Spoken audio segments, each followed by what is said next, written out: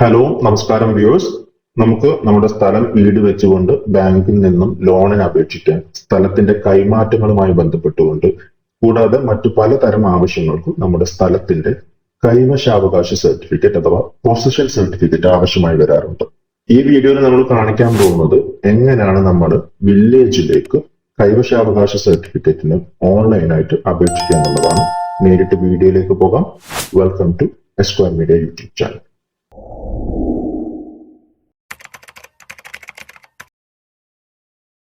E district portal വഴിയാണ് നമ്മൾ വില്ലേജിലേക്ക് ഒരു ഓൺലൈൻ അപേക്ഷ സമർപ്പിക്കേണ്ടത്.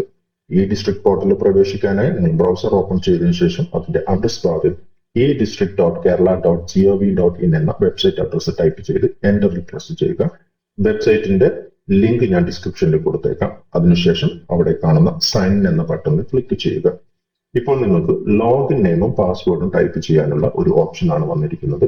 ലോഗിൻ നെയിമും പാസ്വേഡും കിട്ടുവാനായി നിങ്ങൾ ഒരു രജിസ്ട്രേഷൻ ചെയ്യേണ്ടതുണ്ട്. അത് എങ്ങനെയാണ് ചെയ്യേണ്ടതെന്ന് ചാനലിൽ വീഡിയോ ചെയ്തിട്ടുണ്ട്. വീഡിയോയുടെ ലിങ്കും ഞാൻ ഡിസ്ക്രിപ്ഷനിൽ കൊടുത്തേക്കാം. ഇവിടെ നിങ്ങൾ ക്രിയേറ്റ് ചെയ്തിരിക്കുന്ന യൂസർ നെയിം ടൈപ്പ് ചെയ്ത് കൊടുക്കുക. അതിനുശേഷം താഴെയായി നിങ്ങൾ ക്രിയേറ്റ് ചെയ്തിരിക്കുന്ന പാസ്വേഡ് ടൈപ്പ് ചെയ്ത് കൊടുക്കുക. അടുത്ത ബോക്സിൽ അവിടെ കാണിക്കുന്ന ക്യാപ്ച കോഡ് ടൈപ്പ് ചെയ്ത് സൈൻ ഇൻ എന്ന ബട്ടണിൽ ക്ലിക്ക് ചെയ്യുക. അപേക്ഷ നൽകുവാനായി ആദ്യം നമ്മൾ ചെയ്യേണ്ടത് അപേക്ഷകന്റെ രജിസ്ട്രേഷൻ ചെയ്യുക എന്നുള്ളതാണ്. അതിനായി വൺ ടൈം രജിസ്ട്രേഷൻ എന്നുള്ള ടാബിൽ ക്ലിക്ക് ചെയ്യുക. താഴേക്ക് വരുന്ന അപ്ലിക്കന്റ് രജിസ്ട്രേഷൻ എന്നുള്ള അടുത്ത പേജിൽ ആദ്യത്തെ കോളത്തിൽ നിങ്ങൾ ടൈപ്പ് ചെയ്ത് കൊടുക്കേണ്ടത് അപേക്ഷകന്റെ പേരാണ്. ഇവിടെ പേര് ടൈപ്പ് ചെയ്യുമ്പോൾ ശ്രദ്ധിക്കേണ്ട കാര്യം നികുതി റിസീപ്റ്റിൽ എന്താണോ പേര് ഉള്ളത് അത് തന്നെ ഇവിടെ ടൈപ്പ് ചെയ്ത് കൊടുക്കേണ്ടതാണ്. ഇപ്പോൾ അജിത്ത് എന്നുള്ള ഒരാളുടെ പേരിലാണ് നികുതി അടച്ചെങ്കിൽ അജിത്ത് എന്നുള്ള പേര് മാത്രം ടൈപ്പ് ചെയ്ത് കൊടുക്കുക.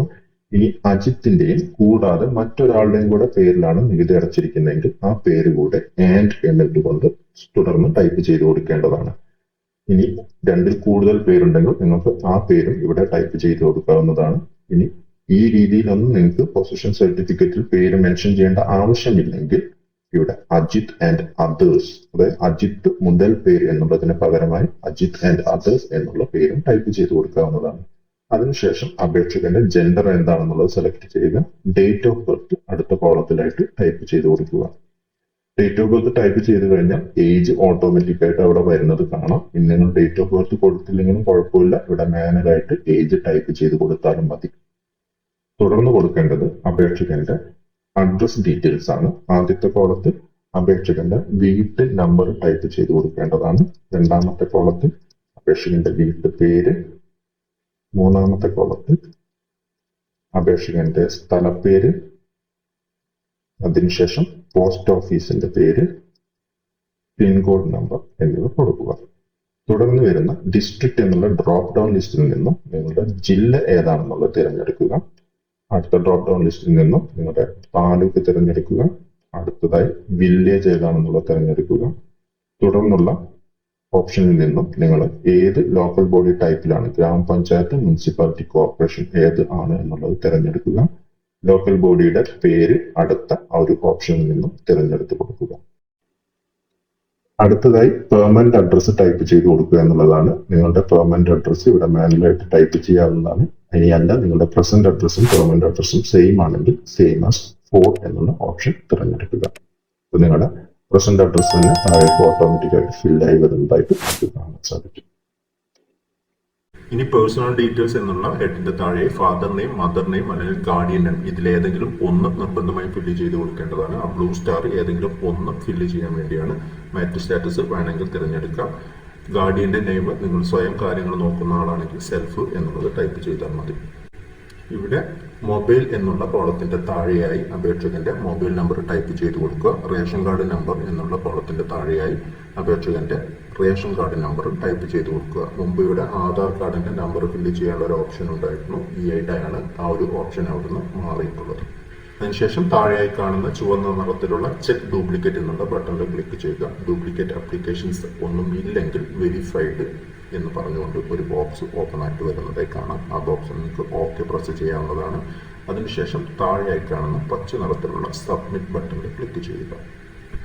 ഇപ്പോൾ പുതിയൊരു ബോക്സ് ഓപ്പൺ ആയി വരുന്നതായി കാണാം. നിങ്ങളുടെ രജിസ്ട്രേഷൻ നമ്പർ മെൻഷൻ ചെയ്തുകൊണ്ടുള്ള ബോക്സ് ആയിരിക്കും. അവിടെ ഓക്കെ ക്ലിക്ക് ചെയ്ത് കൊടുക്കുക. അതിനുശേഷം അപേക്ഷകനും അപേക്ഷയുമായി ബന്ധപ്പെട്ട എന്തെങ്കിലും ഡോക്യുമെന്റ്സ് അപ്ലോഡ് ചെയ്യാനുണ്ടെങ്കിൽ നിങ്ങൾക്ക് വൺ ടൈം രജിസ്ട്രേഷൻ എന്നുള്ള ടാബിൽ ക്ലിക്ക് ചെയ്യാവുന്നതാണ്. അതിന്റെ താഴെ കാണുന്ന അപ്ലോഡ് മൈ ഡോക്യുമെന്റ്സ് എന്നുള്ള ഓപ്ഷൻ തിരഞ്ഞെടുക്കുക. തുടർന്ന് വരുന്ന പേജിൽ നിന്നും രജിസ്ട്രേഷൻ നമ്പർ എന്നുള്ള ആ ഒരു ബോക്സിന്റെ താഴെയായി ഏതാണോ അപേക്ഷകന്റെ പേര് തിരഞ്ഞെടുത്ത് കഴിഞ്ഞാൽ അവിടെ നോ ഡോക്യുമെന്റ്സ് അപ്ലോഡഡ് എന്ന് പറഞ്ഞുകൊണ്ട് ഒരു മെസ്സേജ് വരുന്നത് കാണാം. അവിടെ ഓക്കെ ക്ലിക്ക് ചെയ്ത് കൊടുക്കുക. താഴെയായി വരുന്ന സെലക്ട് ഡോക്യുമെന്റ് നെയിം എന്നുള്ള അതിൽ നിന്നും നിങ്ങൾക്ക് ഏത് ഡോക്യുമെന്റ് ആണോ അപ്ലോഡ് ചെയ്യേണ്ടത് ആ ഒരു ഡോക്യുമെന്റിന്റെ പേര് തിരഞ്ഞെടുക്കുക. അതിനുശേഷം ബ്രൗസ് എന്നുള്ള ബട്ടണിൽ ക്ലിക്ക് ചെയ്ത് നിങ്ങൾക്ക് ആ ഒരു ഡോക്യുമെന്റ് അപ്ലോഡ് ചെയ്യാവുന്നതാണ്. ഇവിടെ അപേക്ഷകന്റെ ആധാർ കാർഡ് അപ്ലോഡ് ചെയ്യുന്ന വിധമാണ് കാണിച്ചിരിക്കുന്നത്. നിങ്ങൾക്ക് റിമാർക്സിൽ വേണമെങ്കിൽ ആ ഒരു ഡോക്യുമെന്റിനെ കുറിച്ചുള്ള എന്തെങ്കിലും കാര്യങ്ങൾ രേഖപ്പെടുത്താനുണ്ടെങ്കിൽ രേഖപ്പെടുത്താവുന്നതാണ്. അതിനുശേഷം അപ്ലോഡ് ബട്ടണിൽ ക്ലിക്ക് ചെയ്യുക. ഡോക്യുമെന്റ് അപ്ലോഡ് സക്സസ്ഫുള്ളി എന്ന് പറഞ്ഞൊരു മെസ്സേജ് വരുന്നത് കാണാം. ഓക്കെ ക്ലിക്ക് ചെയ്യുക. ഇതേപോലെ തന്നെ സ്ഥലവുമായി ബന്ധപ്പെട്ട ആധാരത്തിന്റെ പകർപ്പും അറ്റാച്ച് ചെയ്ത് കൊടുക്കേണ്ടതാണ്. നിങ്ങൾക്ക് ഈ ഒരു ഓപ്ഷൻ ഉപയോഗിച്ചുകൊണ്ടും ഡോക്യുമെന്റ്സ് അപ്ലോഡ് ചെയ്യാവുന്നതാണ്. ഇല്ലെങ്കിൽ അപേക്ഷയുടെ രണ്ടാമത്തെ സ്റ്റെപ്പിൽ ഡോക്യുമെന്റ്സ് അപ്ലോഡ് ചെയ്യാനുള്ള ഓപ്ഷൻ ഉണ്ടായിരിക്കുന്നതാണ്. അത് നമ്മുടെ അപേക്ഷയുടെ ഈ വീഡിയോ പോകുമ്പോൾ നിങ്ങൾക്ക് മനസ്സിലാവും. അപേക്ഷയിലേക്ക് പോകുന്നതിന് മുമ്പ് നമുക്കൊരു പൊസഷൻ സർട്ടിഫിക്കറ്റിന് ആവശ്യമായിട്ടുള്ള രേഖകൾ ഒന്ന് അപേക്ഷകന്റെ ആധാർ കാർഡ്, അതുപോലെ സ്ഥലത്തിന്റെ ആധാരത്തിന്റെ പകർപ്പ്, കൂടാതെ സ്ഥലത്തിന്റെ നികുതി അടച്ച റെസിപ്റ്റ് എന്നിവയാണ്. ഇത്രയും ഡോക്യുമെന്റ്സ് സ്കാൻ ചെയ്തതിനു ശേഷം സർട്ടിഫിക്കറ്റ് സർവീസസ് എന്നുള്ള ടാബിൽ ക്ലിക്ക് ചെയ്യുക. അപ്പോൾ താഴേക്ക് ഒരുപാട് ഓപ്ഷൻസ് വരുന്നതായിട്ട് കാണാം. ഇവിടെ കൈവശാവകാശ സർട്ടിഫിക്കറ്റിന് അപേക്ഷിക്കാനായി പൊസഷൻ എന്നുള്ള ഓപ്ഷൻ തിരഞ്ഞെടുക്കുക. ഇപ്പോൾ തുറന്നു വരുന്ന പേജിൽ ഈ ഡിസ്ട്രിക്ട് രജിസ്ട്രേഷൻ നമ്പർ എന്നുള്ള ആ കോളത്തിന്റെ താഴെയായി നിങ്ങൾ രജിസ്റ്റർ ചെയ്തിരിക്കുന്ന ഏത് അപേക്ഷകന്റെ പേരിലാണോ ഈ ഒരു അപേക്ഷ സമർപ്പിക്കാൻ ഉദ്ദേശിക്കുന്നത് ആ പേര് തിരഞ്ഞെടുക്കുക. അതിനുശേഷം സർട്ടിഫിക്കറ്റ് പർപ്പസ് സ്റ്റേറ്റ് പർപ്പസ് ആണോ ഔട്ട്സൈഡ് സ്റ്റേറ്റ് പർപ്പസ് ആണോ എന്നുള്ളത് സെലക്ട് ചെയ്യുക. അതിനുശേഷം ടു ബി പ്രൊഡ്യൂസ് ബിഫോർ എന്നുള്ള ഹെഡിന്റെ താഴെ എവിടെയാണോ നിങ്ങൾ ഈ ഒരു സർട്ടിഫിക്കറ്റ് സമർപ്പിക്കാൻ ഉദ്ദേശിക്കുന്നത് ആ ഒരു ഓഫീസിന്റെ പേര് കൃത്യമായി രേഖപ്പെടുത്തേണ്ടതാണ്. ഇപ്പോൾ ബാങ്ക് ആണെങ്കിൽ ഏത് ബാങ്ക് ഏത് ബ്രാഞ്ച് എന്നുള്ളത് അവിടെ കൃത്യമായി രേഖപ്പെടുത്തിയിരിക്കണം. ഇല്ലെങ്കിൽ പഞ്ചായത്ത് ഓഫീസിലാണ് സബ്മിറ്റ് ചെയ്യേണ്ടത്, ഏത് പഞ്ചായത്ത് ഓഫീസിലാണ് എന്നുള്ളതും കൃത്യമായി രേഖപ്പെടുത്തിയിരിക്കണം. പൊസഷൻ സർട്ടിഫിക്കറ്റ് എന്ന ഹെഡിന് കീഴിലായി നിങ്ങൾ നിങ്ങളുടെ സ്ഥലത്തിന്റെ വിവരങ്ങളാണ് കൊടുക്കേണ്ടത്. നിങ്ങൾ ലാൻഡ് ടാക്സ് അടച്ച സമയത്ത് എന്താണോ അതിൽ രേഖപ്പെടുത്തിയിരിക്കുന്നത് അത് തന്നെയാണ് ഇവിടെ ഫില്ല് ചെയ്ത് കൊടുക്കേണ്ടത്. ആദ്യത്തെ കോളത്തിൽ ഏതാണ് സ്ഥലത്തിന്റെ ഡിസ്ട്രിക്റ്റ് എന്നും അതിനുശേഷം ഏതാണ് താലൂക്ക് എന്നും അതിനുശേഷം ഏത് വില്ലേജിലാണ് ഈ സ്ഥലം ഉള്ളത് എന്നുള്ളതും തിരഞ്ഞെടുക്കുക. ഓൾഡ് സർവേ നമ്പർ അവൈലബിൾ ആണെങ്കിൽ അത് അവിടെ ഫില്ല് ചെയ്ത് കൊടുക്കുക. അത് കമ്പൽസറി ഇല്ല. റീസർവേ നമ്പർ ഫില്ല് ചെയ്ത് കൊടുത്താലും മതിയാവും. അതിനുശേഷം റീസർവേ ബ്ലോക്ക് എന്നുള്ള സ്ഥലത്ത് നിങ്ങളുടെ ലാൻഡ് ടാക്സിൽ ഏതാണ് ബ്ലോക്ക് എന്നുള്ളത് നോക്കി അവിടെ ഫില്ല് ചെയ്ത് കൊടുക്കുക. അടുത്ത കോളത്തിൽ നിങ്ങളുടെ റീസർവേ നമ്പറും അതിന്റെ സബ് ഡിവിഷൻ നമ്പറും ഫില്ല് ചെയ്ത് കൊടുക്കുക. ശേഷം തണ്ടപ്പേര് നമ്പർ എന്താണോ ലാൻഡ് ടാക്സ് രേഖപ്പെടുത്തിയിരിക്കുന്നത് അത് ഫില്ല് ചെയ്യുക. ലാൻഡ് ടൈപ്പ് ലാൻഡ് ടാക്സിലുള്ള പോലെ നിലമാണോ പുരയിടമാണോ എന്നുള്ളത് ഫില്ല് ചെയ്ത് കൊടുക്കുക. അതിനുശേഷം അവിടെ സ്ഥലത്തിന്റെ വിസ്തീർണമാണ് ടൈപ്പ് ചെയ്ത് കൊടുക്കേണ്ടത്. ഇതിപ്പോൾ ലാൻഡ് ടാക്സിൽ ഉള്ളത് എങ്ങനെയാണ് എക്സ്റ്റെൻഡ് ഇൻ ഹെക്ടേഴ്സ് മാറ്റുക എന്നുള്ളത് ഞാനിവിടെ കാണിച്ചു തരാം. ഉദാഹരണത്തിന് ലാൻഡ് ടാക്സ് രേഖപ്പെടുത്തിയിരിക്കുന്നത് 1 ഹെക്ടർ 12.6 സ്ക്വയർ മീറ്റർ എന്നാണെങ്കിൽ അത് നമ്മളിവിടെ ടൈപ്പ് ചെയ്ത് കൊടുക്കേണ്ടത് 1.1206 എന്നാണ്. കൂടുതൽ സർവേ നമ്പറുകളും മറ്റും ആഡ് ചെയ്യാനുണ്ടെങ്കിൽ താഴെയുള്ള പ്ലസ് ഐക്കൺ ഉപയോഗിച്ചുകൊണ്ട് നിങ്ങൾക്ക് ആഡ് ചെയ്യാവുന്നതാണ്. ആ പ്ലസ് ഐക്കണിൽ ക്ലിക്ക് ചെയ്യുക. അപ്പോൾ ഒരു മെസ്സേജ് വരും. അവിടെ ഓക്കെ ക്ലിക്ക് ചെയ്ത് കൊടുക്കുക. അതിനുശേഷം നമ്മൾ മുമ്പ് ചെയ്തതുപോലെ തന്നെ ഡിസ്ട്രിക്ട് താലൂക്ക് വില്ലേജ് എന്നിവ സെലക്ട് ചെയ്ത് കൊടുക്കുക. അവിടെ ഓട്ടോമാറ്റിക്കായി വന്നിട്ടുണ്ടാവും. മാറ്റം ഉണ്ടെങ്കിൽ മാറ്റി കൊടുത്താൽ മതി. റീസർവേ ബ്ലോക്ക് നമ്പർ അതുപോലെ റീസർവേ നമ്പറും സബ് ഡിവിഷൻ നമ്പറും തണ്ടപ്പേര് നമ്പറും ഫില്ല് ചെയ്ത് കൊടുക്കുക. എന്താണ് ലാൻഡ് ടൈപ്പ് എന്നുള്ളതും അവിടെ ഫില്ല് ചെയ്ത് കൊടുക്കുക. അടുത്ത കോളത്തിൽ ഹെക്ടറിലുള്ള സ്ഥലത്തിന്റെ വിസ്തീർണമാണ് എൻറ്റർ ചെയ്യേണ്ടത്. ഇവിടെ ഉദാഹരണത്തിന് 6R12 സ്ക്വയർ മീറ്റർ എന്നാണ് ലാൻഡ് ടാക്സ് രേഖപ്പെടുത്തിയിരിക്കുന്നതെങ്കിൽ നമ്മൾ അതിവിടെ ഫില്ല് ചെയ്ത് കൊടുക്കേണ്ടത് 0.0612 എന്നാണ്. കൂടുതൽ സർവേ നമ്പറുകൾ ആഡ് ചെയ്യാനുണ്ടെങ്കിൽ പ്ലസ് ഐക്കൺ ഉപയോഗിച്ചുകൊണ്ട് ആഡ് ചെയ്യാവുന്നതാണ്. എല്ലാം ചെയ്ത് കഴിഞ്ഞ ശേഷം താഴേക്ക് സ്ക്രോൾ ചെയ്ത് സേവ് ആൻഡ് ഫോർവേഡ് എന്നുള്ള ബട്ടണിൽ ക്ലിക്ക് ചെയ്യുക. അടുത്ത പേജിലേക്ക് പോകുന്നതായിട്ടും അവിടെ ഒരു മെസ്സേജ് വരുന്നതായിട്ടും കാണാം. നിങ്ങൾ സ്റ്റെപ്പ് 1 കംപ്ലീറ്റ് ചെയ്തു. രണ്ടാമത്തെ സ്റ്റെപ്പിൽ ഡോക്യുമെന്റ്സ് അപ്ലോഡ് ചെയ്യാനും മൂന്നാമത്തെ സ്റ്റെപ്പിൽ പേയ്മെന്റ് ചെയ്യാനുമാണ് അവിടെ പറഞ്ഞിരിക്കുന്നത്. ഓക്കെ ക്ലിക്ക് ചെയ്ത് കൊടുക്കുക.